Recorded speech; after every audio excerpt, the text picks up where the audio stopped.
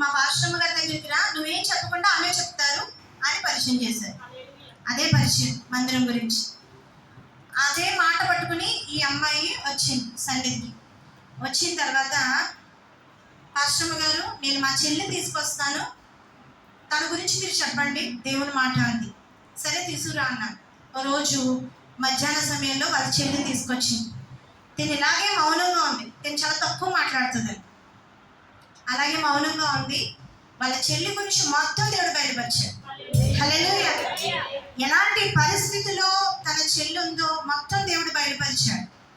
బయలుపరిచినప్పుడు ఆ అమ్మాయికి ఒకటే చెప్పాను, నువ్వు దేవుని మాట ప్రకారము జాగ్రత్తగా ఉండాలి, జాగ్రత్తమైన జీవితాన్ని జీవించాలని ఆమెకు చెప్పాం. ఆమె దేవుని సన్నిధిలోనే మా ఇంటికి వెళ్ళింది. హల్లెలూయా. పూర్తిగా ఆమె మారిపోయింది. తర్వాత అభిషేక పండుగలో ఈ పాపకి అభిషేక ప్రార్థన చేస్తా, ఈమె ఎవరికి చెప్పని గుండె లోతుల్లో మాట దేవుడు బయలుపరిచాడు. హల్లెలూయా. ఎవరికి చెప్పని మాట బయలుపరిచాడు. బయలుపరిచినప్పుడు అది నేను బహిరంగంగా మీకు చెప్పలేను, కానీ అది బయలుపరిచాడు. బయలుపరిచినప్పుడు అది ఎంతవరకు మంచిది చెడ్డది అన్నది కూడా బయలుపరిచాడు.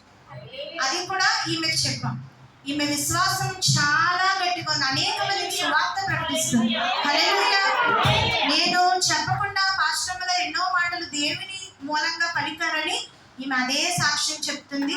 అలాగే మన సన్నిధికి వచ్చే మరి మేఘన, ఈ యవనస్తులు కూడా ఈమె పరిచయం చేసింది. హల్లెలూయా. వారికి కూడా ఈ అమ్మాయి ఏం చెప్పింది, మీరేం చెప్పొద్దు, పాస్టమ్మ గారు అన్ని చెప్తారు అని తీసుకొచ్చింది. వాళ్ళు ఏం చెప్పలేదు, మా చెల్లి కోసం మేఘన కోసం దేవుడే మాట్లాడాడు. హల్లెలూయా. అది వారు రూఢీపరుచుకొని వారు బయటికి వెళ్ళినప్పుడు ఇదే సువార్త చేస్తుంది. హల్లెలూయా.